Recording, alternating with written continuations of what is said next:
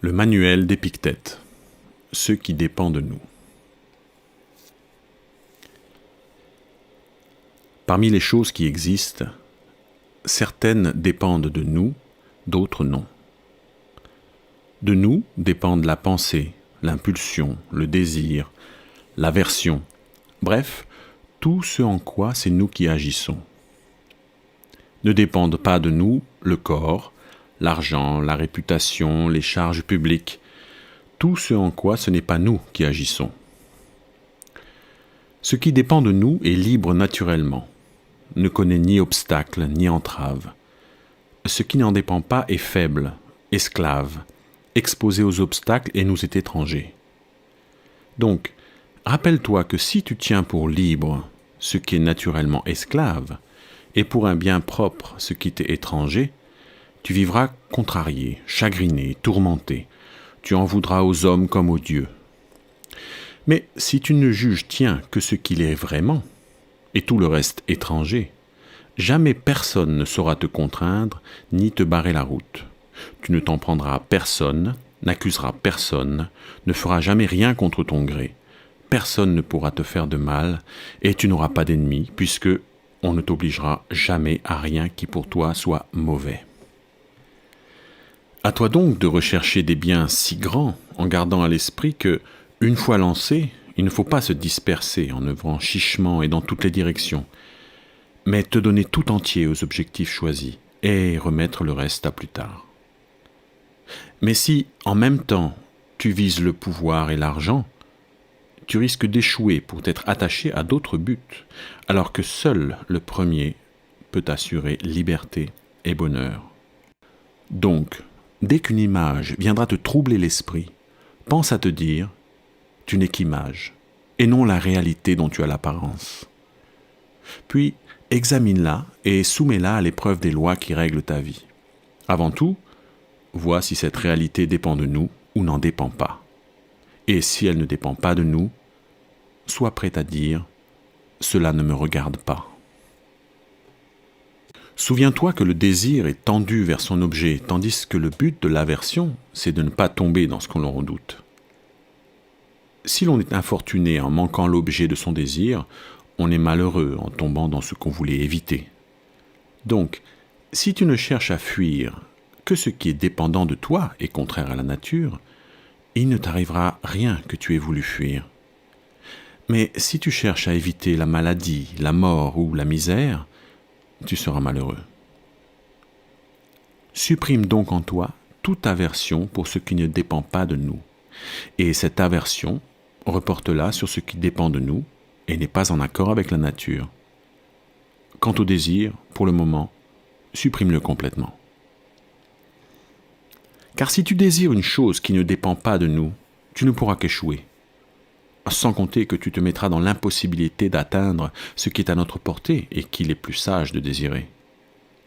Borne-toi à suivre tes impulsions, tes répulsions, mais fais-le avec légèreté, de façon non systématique et sans effort excessif.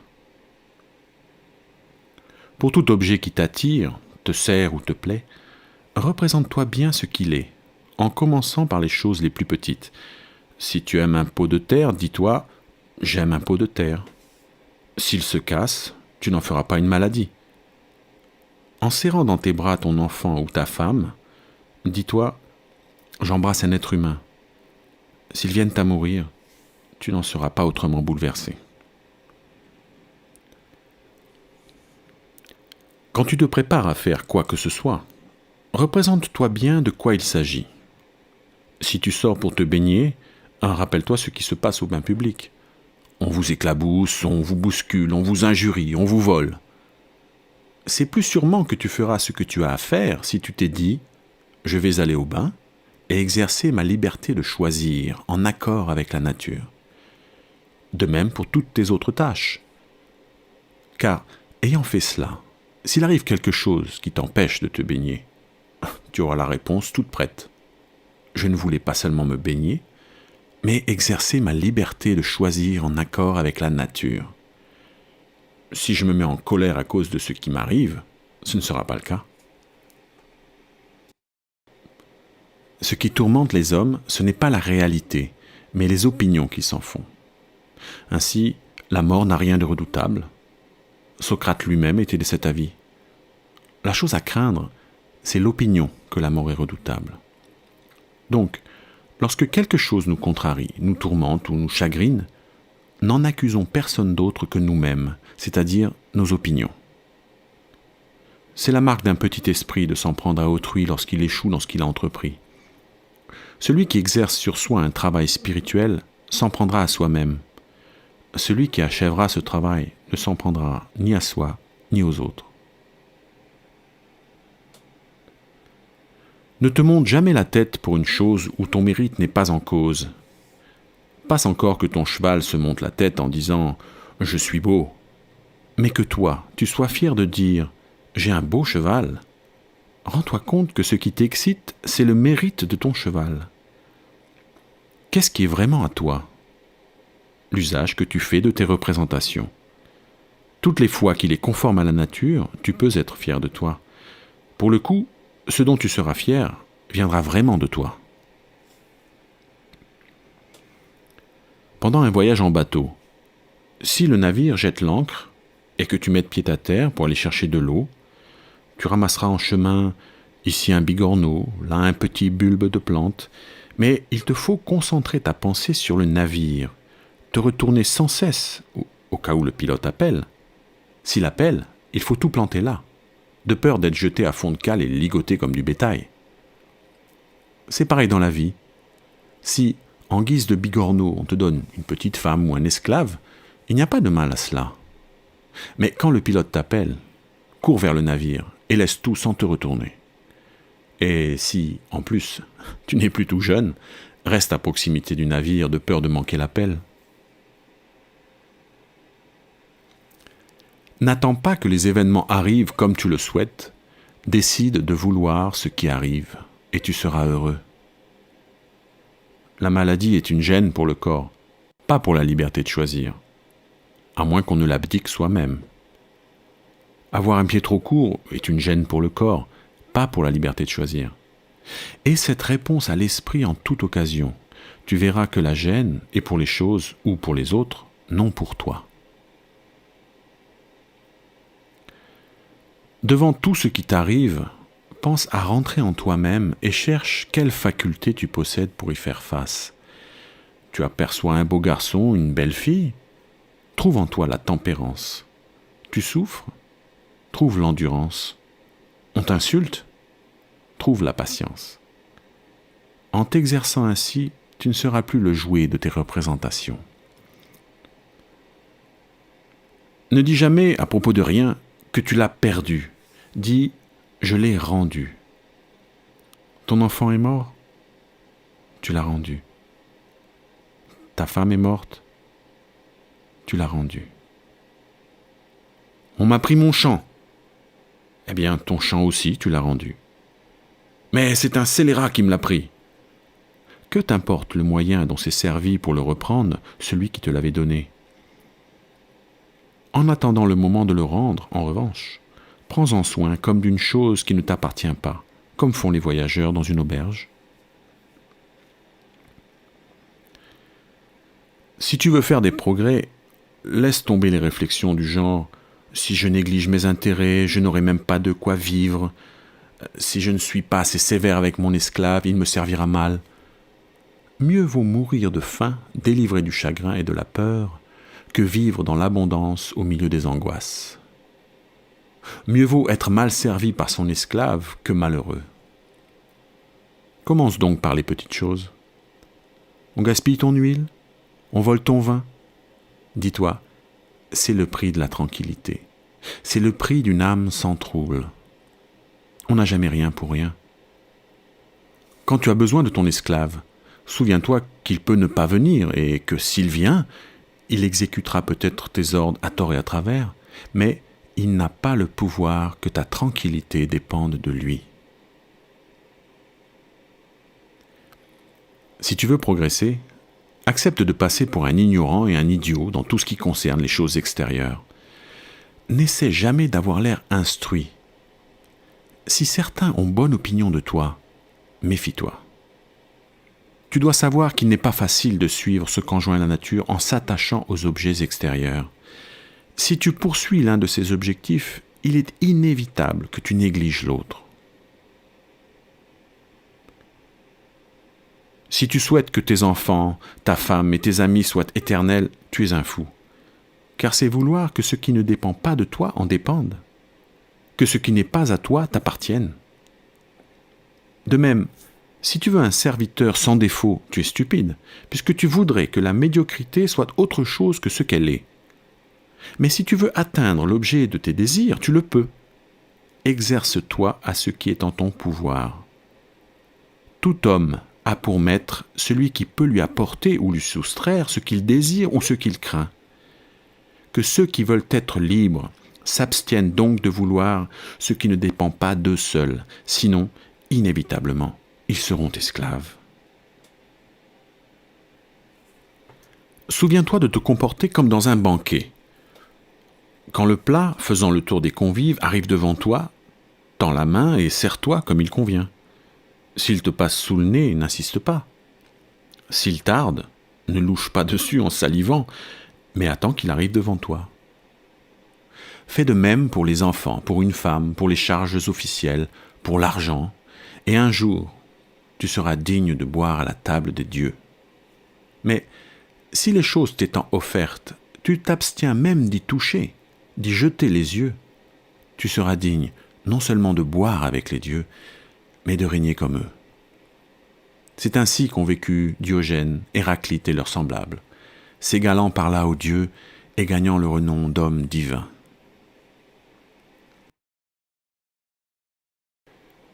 Lorsque tu vois quelqu'un se lamenter sur son fils parti en exil ou parce qu'il a perdu ses biens, ne te laisse pas aller à croire que ces événements font son malheur. Ce qui cause du chagrin à cet homme, ce n'est pas ce qui lui arrive, sinon cela ferait le même effet à tel ou tel, mais l'opinion qu'il se fait de cet événement. Cependant, ne refuse pas de t'associer raisonnablement à sa peine, et même, au besoin, pleure avec lui. Prends seulement garde de ne pas pleurer aussi en toi-même.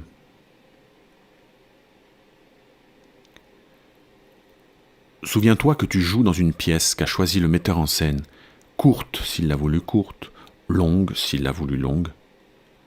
S'il te fait jouer le rôle d'un mendiant, joue-le de ton mieux. Et fais de même que tu joues un boiteux, un homme d'État ou un simple particulier. Le choix du rôle est l'affaire d'un autre. Si un corbeau pousse un cri de mauvais augure, ne te laisse pas entraîner par ton imagination. Définis ce dont il s'agit et dis-toi, rien de ce qui est annoncé là ne me concerne. Seulement ma petite carcasse, ma petite fortune, ma petite réputation, ma femme ou mes enfants. Quant à moi, pourvu que je le veuille, tous les présages me sont favorables, car quoi qu'il résulte de ce signe, il est en mon pouvoir de faire tourner la chose à mon profit. Tu peux être invaincu si jamais tu n'engages de lutte où la victoire ne dépende pas de toi. Garde-toi d'estimer heureux un homme choisi pour une charge officielle ou très puissant ou jouissant pour une raison ou une autre de l'estime publique. En effet, si l'essence du bien réside dans ce qui dépend de nous, il n'y a de raison ni d'être jaloux ni d'être envieux. Quant à toi, ce n'est pas général, magistrat ou consul que tu veux être, mais libre. Or, pour y arriver, il n'y a qu'un chemin, le mépris de ce qui ne dépend pas de nous.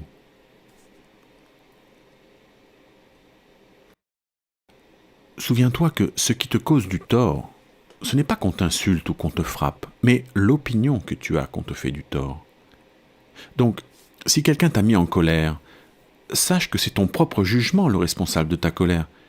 Essaie de ne pas céder à la violence de l'imagination, car une fois que tu auras examiné la chose, tu seras plus facilement maître de toi. Que la mort, l'exil et tout ce qui te semble redoutable soient présents à tes yeux tous les jours, la mort surtout. Et jamais tu n'auras de pensée lâche, ni de désir immodéré.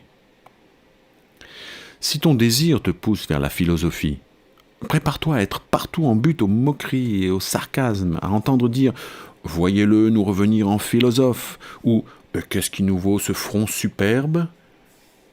Mais toi, garde ton front de tous les jours. Tiens-t'en fermement aux conduites qui te semblent les meilleures, conscient que c'est Dieu qui t'a mis à ce poste. Et souviens-toi que si tu restes constant dans ces principes, ceux qui au début se moquaient de toi finiront par t'admirer, tandis que si tu ne te montres pas à la hauteur, on rira de toi 2 fois plus fort. S'il t'arrive un jour d'accorder du poids aux objets extérieurs par désir de plaire à quelqu'un, sache que tu réduiras à néant tes principes de vie. Borne-toi donc à être toujours philosophe. Mais si tu tiens aussi à le paraître, que ce soit à tes propres yeux et tu en auras fait assez. Ne te laisse pas décourager par des réflexions du genre « je vais vivre sans honneur, je ne serai qu'un zéro ». Si vivre sans honneur est un mal, aucun mal ne peut t'arriver par la faute d'autrui, rien de honteux non plus. Crois-tu qu'il dépende de tes efforts d'être tiré au sort comme magistrat, invité à un banquet? Pas du tout. Alors, comment serait-ce un déshonneur de ne pas l'être? Comment peux-tu dire que tu n'es qu'un zéro, puisque tu n'es tenu d'être quelque chose qu'au regard de ce qui dépend de nous, domaine où tu peux prétendre aux plus grands honneurs? Tes amis resteraient sans secours? Comment cela? Ils ne recevraient pas de tes mains leurs petites pièces? Tu ne les ferais pas nommer citoyens romains?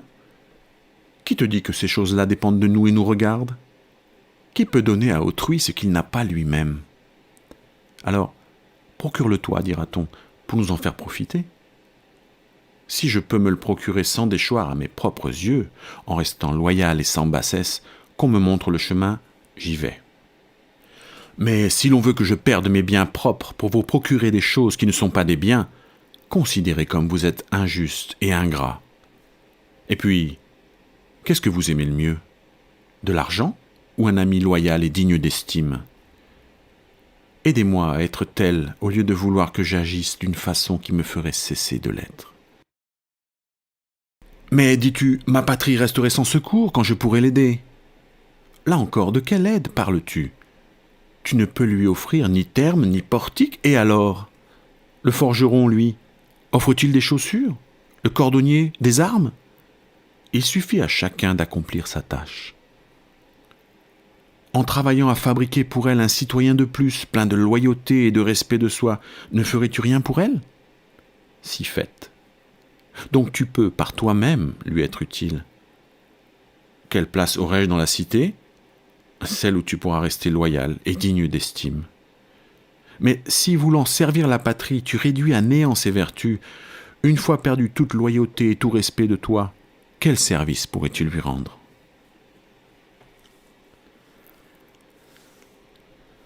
Pour un festin, un discours, un conseil, on t'a préféré quelqu'un d'autre. Si ce sont des biens, réjouis-toi qu'il lui échoue. Si ce sont des maux, ne te plains pas d'y avoir échappé. D'ailleurs, souviens-toi aussi que si tu n'en fais pas autant que d'autres pour obtenir ce qui ne dépend pas de nous, tu ne peux pas t'attendre au même résultat qu'eux. Si tu ne vas pas rendre visite aux gens qui comptent, comment pourrais-tu être récompensé comme ceux qui y courent? Comment, si tu ne flattes personne, obtenir autant que les flatteurs? Tu as refusé de payer le prix de ces faveurs et tu voudrais qu'on te les accorde pour rien? Tu es injuste et insatiable. Combien coûte une laitue? Une obole, plus ou moins. Suppose que quelqu'un donne une obole pour une laitue. Si toi, tu ne donnes rien et ne reçois rien, ne considère pas avoir eu moins que lui. Il a sa laitue, toi, l'obole que tu n'as pas donnée. Eh bien là encore, c'est la même chose. On ne t'a pas invité à un festin. C'est que tu n'as pas donné le prix auquel on estimait le repas. Et ce prix, c'était flatterie ou service. Donc, si cela te sert, donne ton dû quel qu'en soit le prix. Mais si tu veux être payé de retour sans rien donner, tu n'es qu'un insatiable et un fou. N'as-tu rien obtenu à la place de ce repas? Si. L'honneur de n'avoir pas flatté qui tu ne voulais pas, de n'avoir pas eu à supporter la morgue des serviteurs devant sa porte. L'expérience commune nous sert à comprendre ce que veut la nature. Ainsi, quand le jeune esclave du voisin casse une coupe, nous sommes prêts à dire « ce sont des choses qui arrivent ». Sache donc que, Si c'est une de tes coupes qu'on a cassée, tu dois avoir la même réaction que pour celle du voisin. Applique cette règle aux choses les plus graves. Quelqu'un perd son enfant, sa femme. Chacun de dire « Nous sommes tous mortels ». Mais si l'on est soi-même frappé par un deuil, on s'écrie aussitôt « Hélas, pauvre de moi !» Nous devrions avoir à l'esprit la réaction que nous avons eue en apprenant la nouvelle à propos de quelqu'un d'autre. De même que la marque n'est pas là pour faire rater la cible, de même, il n'y a pas de place pour le mal dans l'ordre universel. Si on livrait ton corps au premier venu, tu serais indigné. Et pourtant, tu livres à n'importe qui ton jugement, avec pouvoir d'y jeter trouble et confusion pour peu qu'on t'injurie. Et tu n'as pas honte. Pour tout ce que tu entreprends, examine les tenants et aboutissants avant de passer à l'action. Sans cela, tu seras d'abord plein de zèle parce que tu ne penseras à rien de ce qui va s'ensuivre et puis, dès que surgiront les difficultés, tu abandonneras lâchement la partie. Tu aimerais être vainqueur aux Jeux Olympiques ? Moi aussi, par les dieux. Gagner aux Jeux, c'est bien agréable, mais avant de te lancer, examine un peu les tenants et aboutissants. L'abstinence sexuelle, le régime, les renoncements aux friandises, les exercices sous la contrainte et aux heures réglementaires, qu'on cuise ou qu'il gèle. Il ne faut pas boire frais, dans certains cas même pas de vin. S'en remettre entièrement à son entraîneur comme à son médecin. Ensuite, en luttant, piétiner dans la poussière, au coude à coude avec son adversaire, parfois se démettre un poignet, se tordre la cheville et peut-être recevoir le fouet pour finalement être vaincu. Pense à tout cela. Et après, si tu en as encore envie, entre dans la carrière. Sinon tu ne seras qu'un gamin qui joue tantôt au lutteur, tantôt au gladiateur, tantôt au sonneur de trompette, tantôt aux acteurs de tragédie. Un jour, tu seras athlète, un autre gladiateur, un autre rhéteur, un autre philosophe, mais jamais tu ne seras rien à fond. Comme un singe, tu imiteras tout ce que tu vois, et tu choisiras tantôt une chose, tantôt l'autre. Car tu ne te seras pas mis à la tâche après réflexion en ayant fait le tour de la question, mais au petit bonheur, poussé par une éphémère envie.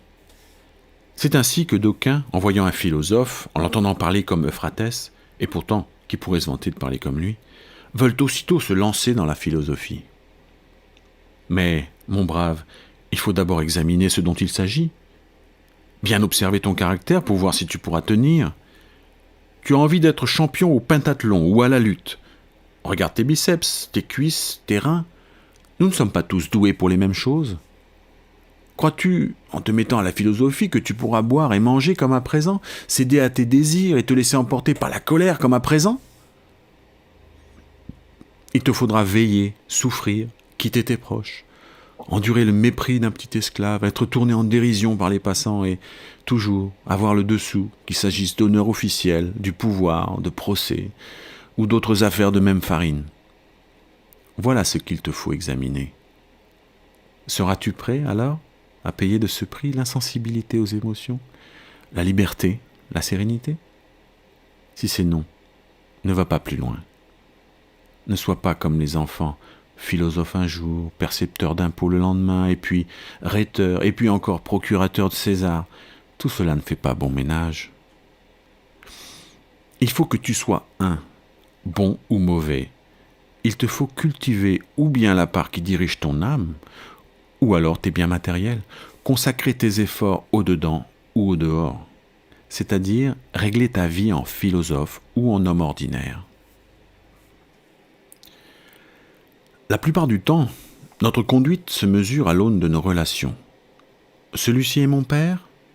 Je dois prendre soin de lui céder en tout, supporter ses injures, ses coups. Mais c'est un mauvais père. Eh bien, la nature ne t'a pas fixé pour rôle de vivre avec un bon père, mais avec un père. Mon frère me fait du tort. Alors, garde vis-à-vis de lui le poste qui est le tien et ne te demande pas comment il se conduit, mais comment, toi, tu dois te conduire pour suivre dans tes choix ce qu'enjoint la nature. Personne ne te fera de mal, à moins que tu n'y consentes. Le mal ne viendra que lorsque tu jugeras qu'on te fait du mal. De la même façon, examine ce que doivent être tes relations avec tes voisins, tes concitoyens, le gouverneur de ta province, et tu sauras quelle conduite adopter à l'égard de chacun d'eux. Pour se conduire avec piété envers les dieux, l'essentiel est d'avoir d'eux une conception juste, à savoir qu'ils existent et régissent l'univers conformément au bien et à la justice. Ensuite, il faut être personnellement résolu à leur obéir, à céder au cours des événements et à le suivre de son plein gré, en sachant que c'est un dessein idéal qui le gouverne. De cette façon, jamais tu n'adresseras de reproches aux dieux, ni ne les accuseras de te négliger. D'ailleurs, il est exclu que cela t'arrive si tu ne te laisses pas emporter par des buts qui ne dépendent pas de nous, si tu choisis de ne voir le bien et le mal que dans ce qui dépend de nous. De même, si tu considères un mal ou un bien ce qui ne dépend pas de nous, si tu ne peux obtenir que ce que tu voulais, ou s'il t'échoue ce que tu voulais éviter, tu t'en prendras aux responsables et tu leur en voudras. Car la nature fait que tout être vivant cherche à éviter et à fuir les événements qui lui semblent nuisibles, ainsi que les causes qui les déterminent, tandis qu'il accueille avec gratitude les événements conformes à son intérêt avec ce qui les cause. Il est donc impossible, quand on se croit lésé, d'être bien disposé envers l'auteur de ce tort supposé, tout comme on ne saurait se réjouir du dommage lui-même. Voilà pourquoi on voit des fils injurier leur père quand celui-ci refuse de leur donner une part de ce qu'ils considèrent comme des biens. Et de même, ce qui a dressé Éthéocle contre Polynice, c'est de croire que la tyrannie était un bien. C'est pour la même raison que le paysan blasphème le nom des dieux, comme le marin, le marchand, et ceux qui ont perdu leurs femmes ou leurs enfants. Car là où est l'intérêt, là est la piété.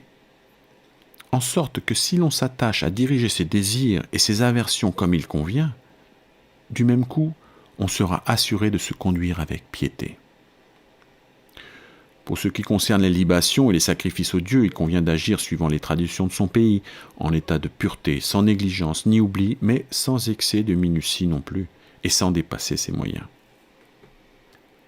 Quand tu as recours à la divination, souviens-toi que, puisque tu es venu trouver le devin, pour qu'il te l'apprenne, tu ignores ce qui doit arriver. Mais une fois l'événement prévu, pour ce qui est de sa nature, tu la connais, si tu es vraiment philosophe. S'il s'agit de quelque chose qui ne dépend pas de nous, ce ne saurait être ni un bien, ni un mal. Donc, quand tu vas voir un devin, laisse derrière toi désir et aversion, ne t'avance pas en tremblant, mais en homme pénétré de cette vérité que tout ce qui peut arriver est indifférent et ne te concerne en rien. Alors, quel que soit l'événement, tu seras en mesure d'y faire face comme il convient et sans que personne ne puisse t'en empêcher. Donc, n'aie pas peur. Va vers les dieux comme on va demander un conseil. Pour le reste, une fois le conseil reçu, note bien qui était ton conseiller. Note à qui tu désobéirais si tu t'écartais de son avis. Suis le précepte de Socrate. Ne recours à la divination qu'en des circonstances où tout porte sur l'issue d'un événement, quand ni le raisonnement, ni aucun art d'une autre sorte ne peuvent plus être d'aucun secours pour connaître ce qui t'attend. Par conséquent, s'il te faut risquer ta vie pour un ami ou pour la patrie, ne demande pas au devin si tu dois le faire. S'il t'annonçait que les présages sont mauvais, il est clair que cela signifierait la mort, ou une quelconque mutilation, ou encore l'exil. Ici, la raison commande, même dans ces circonstances, de prêter secours à son ami et de risquer sa vie pour la patrie. Pense au plus grand des devins, l'oracle de Delphes, qui jeta hors du temple l'homme qui avait choisi de ne pas secourir son ami. À partir d'aujourd'hui, décide d'un style, d'un genre de vie que tu garderas aussi bien seul que devant les autres. La plupart du temps, tais-toi. Ou, si tu veux parler, attends d'y être contraint et fais-le en peu de mots. Exceptionnellement, quand l'occasion t'y convie, parle, mais ne t'occupe pas de l'actualité. Combats de gladiateurs, courses de chevaux, jeux du stade, nourriture et boissons. Ici ou ailleurs, tiens ta langue, et surtout, pas de réflexion sur les gens, en bien ou en mal, ni de comparaison. Aiguille autant que faire se peut les conversations de ceux avec qui tu te trouves sur des sujets convenables. Si tu te trouves seul au milieu de gens que tu ne connais pas, tais-toi encore. ris rarement, et pas à tout propos ni à gorge déployée. Abstiens-toi de prêter serment, sinon en toute occasion, du moins à chaque fois que c'est possible. Laisse tomber les invitations à dîner, officielles ou privées. Et si un jour les circonstances justifient que tu t'y rendes, sois extrêmement attentif à ne pas te laisser aller à la vulgarité. Car si ton partenaire est plein de boue, en luttant avec lui, même si tu étais propre en arrivant, tu en sortiras tout crotté.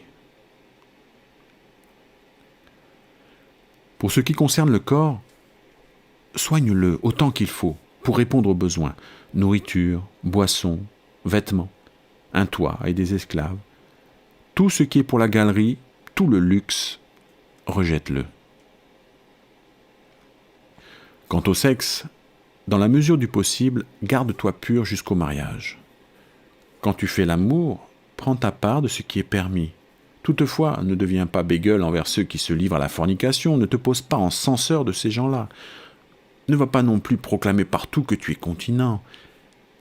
Si l'on te rapporte qu'un tel a dit du mal de toi, ne cherche pas à te défendre de ces accusations, mais réponds simplement « Je vois qu'il ne connaissait pas tous mes défauts, sinon il en aurait dit bien davantage. »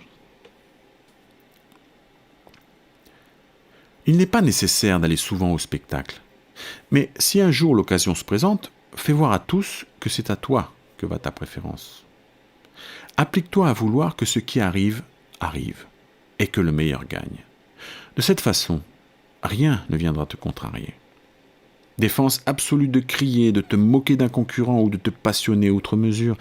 Une fois sorti, ne discute pas longuement de ce que tu viens de voir. Toutes ces choses n'ont aucun rapport avec ton progrès moral.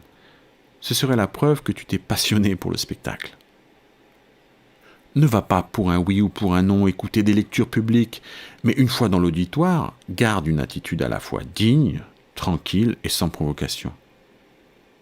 S'il te faut rendre visite à quelqu'un, surtout s'il fait partie de ceux que l'opinion publique place au sommet du pouvoir, demande-toi ce qu'aurait fait Socrate ou Zénon à ta place, et tu n'auras plus le moindre doute sur la conduite à tenir en cette circonstance. Lorsque tu te rends chez un personnage influent, prévois qu'il ne sera pas chez lui, qu'on te fermera la porte au nez en la faisant claquer bien fort, et qu'on ne se souciera pas de toi le moins du monde. Si, malgré tout, ton devoir te commande d'insister, vas-y et montre-toi à la hauteur des circonstances. Mais ne te dis jamais « le jeu n'en valait pas la chandelle ». C'est une réflexion vulgaire et d'un esprit esclave des choses extérieures. Au cours de la conversation, abstiens-toi de t'étendre sur tes actions passées, sur les risques que tu as pris, car s'il t'est doux de te remémorer les dangers que tu as courus, le récit de tes aventures n'a pas les mêmes charmes pour les autres. Évite également de faire rire, car non seulement cela peut facilement tomber dans la vulgarité, mais cela risque en plus de faire abandonner à tes interlocuteurs leur retenue envers toi. Un autre terrain glissant, c'est quand on en vient à parler de choses obscènes. Quand cela se produit, si c'est possible, n'hésite pas à reprendre celui qui a commencé. Sinon, exprime au moins clairement par ton silence, ta rougeur et ton air réprobateur que cette conversation te déplaît. Quand il te vient l'envie d'un plaisir, comme pour les autres sortes de représentations, prends garde de ne pas céder à sa violence. Laisse reposer la chose et accorde-toi un délai. Songe à ces deux instants, celui où tu goûteras le plaisir et celui où, après y avoir goûté, tu en auras le regret et t'insulteras toi-même tout bas. Oppose à cela la joie que tu éprouveras et les louanges que tu t'adresseras si tu t'abstiens. Si tu trouves opportun de passer à l'acte, fais attention de ne pas succomber à la douceur agréable et séduisante de la chose. Imagine, pour y résister, combien précieuse est la conscience d'avoir remporté cette victoire-là. Lorsque tu en arrives à la conclusion qu'il faut faire une chose, fais-la, et ne cherche pas à t'en cacher, même si les gens risquent d'en penser du mal. Car, ou bien tu as tort d'agir ainsi, et il ne fallait pas le faire, ou bien tu as raison, et tu n'as pas à craindre les reproches injustifiés. De même que les phrases « il fait jour » et « il fait nuit » ont une grande valeur en tant que propositions disjointes, mais ne veulent rien dire si on les joint. De même, choisir la plus grosse part, Si c'est valable du point de vue du corps, quand il s'agit de sociabilité dans un banquet, cela n'est pas bien. Donc, quand tu dînes avec quelqu'un, ne considère pas seulement la valeur des plats pour le corps, veille aussi à respecter ton hôte. Si tu te lances dans une entreprise qui dépasse tes forces, non seulement tu te conduis comme un idiot, mais tu négliges d'accomplir ce qui était dans tes possibilités. Tout comme tu fais attention en te promenant à ne pas marcher sur un clou et à ne pas te tordre la cheville, fais attention aussi à ne pas faire de mal à ce qui dirige ton âme. En gardant cette nécessité à l'esprit et au seuil de chaque entreprise, nous ferons plus sûrement ce que nous avons à faire. Le corps est pour chacun la mesure des richesses, comme le pied est celle de la chaussure. Si tu t'en tiens à ce critère, tu garderas la mesure. Mais si tu vas au-delà, tu seras forcément entraîné comme du haut d'une falaise. Pour la chaussure, si tu vas au-delà des besoins du pied, tu la voudras couverte d'or, puis teinte en pourpre, puis brodée. Une fois qu'on a passé la mesure, il n'y a plus aucune limite. Dès qu'elles ont passé 14 ans, les hommes appellent les femmes maîtresses. Elles, voyant que leur unique intérêt est de coucher avec eux, commencent à se maquiller et mettent en cet art toutes leurs espérances. Il faut donc leur faire comprendre que leur seule gloire est de donner à tous l'image d'une vie réglée et d'une âme pudique.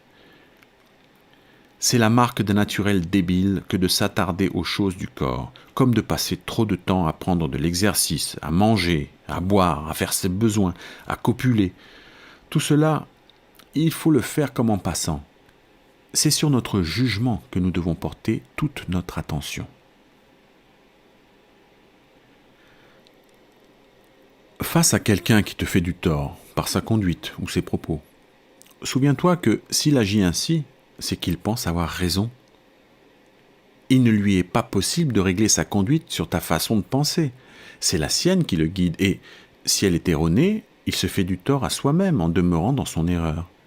En effet, si une vérité complexe passe pour un mensonge, ce n'est pas la complexité qui est en faute, mais bien celui qui se trompe.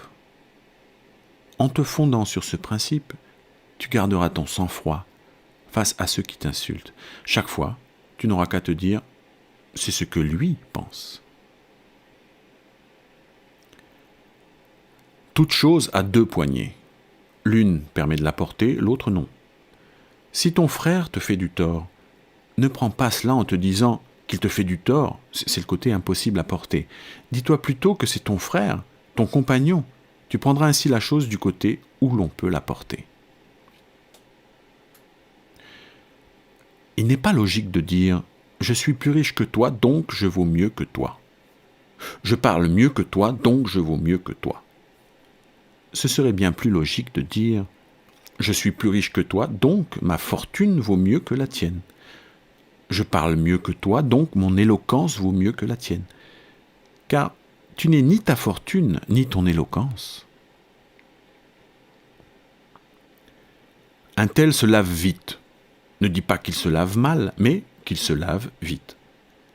Si un autre boit beaucoup de vin, ne le traite pas d'ivrogne. Dis simplement qu'il boit beaucoup. En effet, qu'en sais-tu avant d'avoir pesé leur raison ? De cette façon, tu éviteras, devant ce que tu te représentes d'un objet, de lui donner une autre représentation. Où que tu te trouves, ne te présente jamais comme philosophe. Ne parle pas longuement devant des profanes des principes de la philosophie. Agis plutôt suivant ces principes. Par exemple, dans un banquet, ne dis pas comment on doit manger. Mange seulement comme il faut. Souviens-toi de Socrate. Il s'était si bien débarrassé de toute envie de briller que, lorsqu'on venait le trouver pour se faire présenter à des philosophes, c'était lui qui conduisait les gens, tant il lui était égal d'être méconnu. Si, dans une assemblée de profanes, la conversation tombe sur un principe philosophique, d'une manière générale, abstiens-toi d'intervenir. Tu risquerais fort de recracher des bribes de savoir mal digéré si un jour on te dit que tu ne sais rien et que tu n'en es pas mortifié, sache que tu es en bonne voie. Ce n'est pas en lui mettant l'herbe sous le nez que les moutons montrent aux bergers qu'ils ont bien mangé. C'est à leur laine et à leur lait qu'on s'en aperçoit. Après qu'ils ont digéré leur nourriture, eh bien, fais de même. Ne va pas mettre sous le nez des profanes les principes de la philosophie. Fais-leur en voir les effets quand tu les as digérés. Si tu te contentes de peu pour les besoins du corps, ne va pas en faire parade. Si tu ne bois que de l'eau, ne veut pas dire à tout propos « je ne bois que de l'eau ». Si un jour tu décides de t'entraîner à supporter la douleur, fais-le en privé et non devant tout le monde. N'embrasse pas les statues. Si tu as trop soif, prends de l'eau fraîche dans ta bouche et recrache-la sans rien dire à personne. Attitude et caractère de l'homme ordinaire. Il n'attend rien, en bien ou en mal, de soi-même, et tout des circonstances extérieures. Attitude et caractère du philosophe. Il attend tout, en bien comme en mal, de soi-même. Signe distinctif de l'homme en progrès. Il ne blâme personne, ne loue personne, ne reproche rien à personne, n'accuse personne. Il ne dit jamais rien qui tende à faire croire qu'il sait quelque chose ou qu'il est quelqu'un. En cas d'échec, d'obstacle, il ne s'en prend qu'à soi-même. S'il reçoit des éloges, il rit en secret de celui qui les fait. Si on le critique, il ne cherche pas à se défendre. Il marche comme les malades, attentif à ne pas brusquer le membre en voie de guérison tant qu'il n'est pas cicatrisé.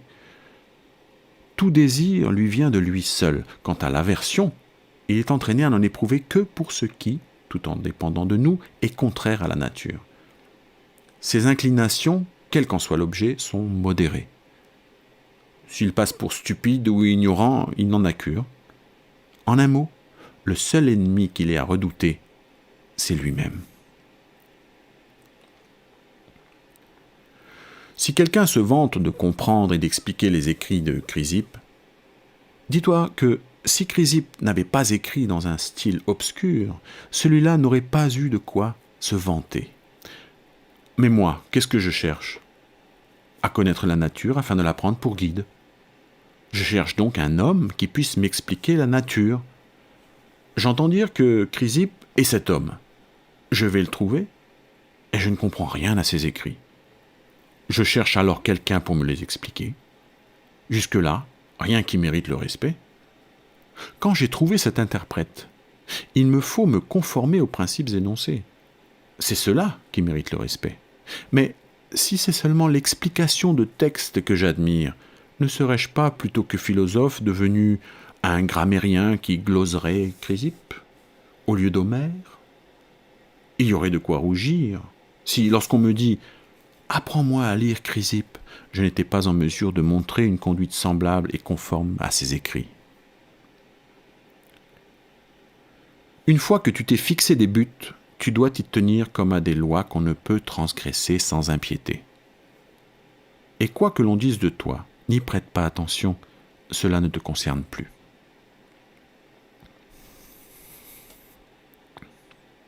Combien de temps encore vas-tu attendre pour t'estimer digne des plus grands biens et cesser enfin d'enfreindre la règle qui doit déterminer ta vie ? Tu connais les principes qui doivent fonder ta réflexion ? C'est assez réfléchi. Quel maître attends-tu à présent pour te décharger sur lui du soin de ton progrès moral ? Tu n'as plus 15 ans. Tu es un homme mûr. Si désormais tu te montres négligent, si tu prends les choses à la légère, si tu continues à échafauder projet sur projet en reculant sans cesse le jour où tu devras enfin prendre soin de ta vie, tu ne feras aucun progrès.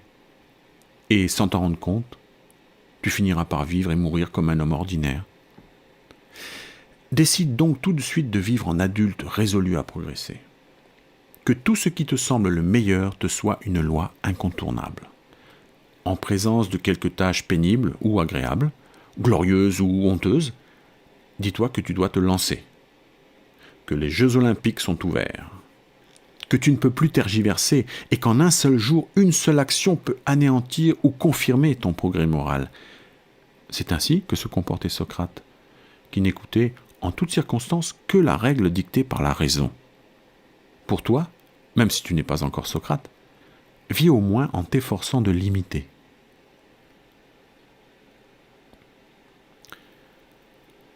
Le premier domaine de la philosophie et le plus indispensable, c'est la mise en pratique des principes, comme par exemple l'interdiction de mentir. Le second concerne les démonstrations. Pourquoi il ne faut pas mentir, par exemple.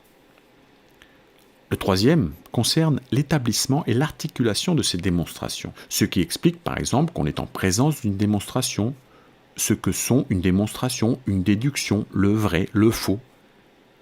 Par conséquent, si le troisième domaine est indispensable pour accéder au second, comme le second pour accéder au premier, le plus indispensable, le terme de toute recherche, c'est le premier.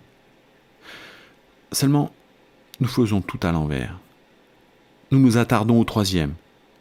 Nous lui consacrons tous nos efforts en oubliant complètement le premier. Voilà pourquoi nous mentons sans cesse en étant prêts, cependant, à dégainer le raisonnement qui prouve qu'il ne faut pas mentir.